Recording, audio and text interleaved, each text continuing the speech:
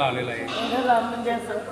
अडचणीवरती मात करत त्या दोघांवर सर्वांना भरपूर सुविधा देण्याचा प्रयत्न केलेला आहे. तरी मला आम्ही या सहलीमध्ये सुखी आहोत, समाधीत आहोत, मस्त वाटतं, समाधान उत्तम. मनोहर राजाराम कुलकर्णी, राहणार पंढरपूर. अचानक मला आमच्या बच्च्याकडून समजलं की आपल्याला अशी म्हणजे यात्रेला जायचं आहे, आईला पाठवायचं आहे, तर तुम्ही सोबत गेलात तर मी पाठवतो आईला. त्यानिमित्तानं आम्ही तयार झालो. यात्रा म्हटल्यानंतर हा मोक्ष मिळवण्याचा मार्ग आहे, हे मजा करण्याचा हे नाही आहे.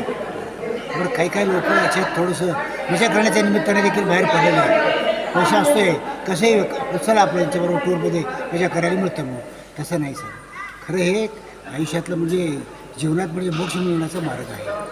त्यांना अशीच तुम्हाला भरभराटीचे दिवस येऊ एवढी प्रार्थना करतो.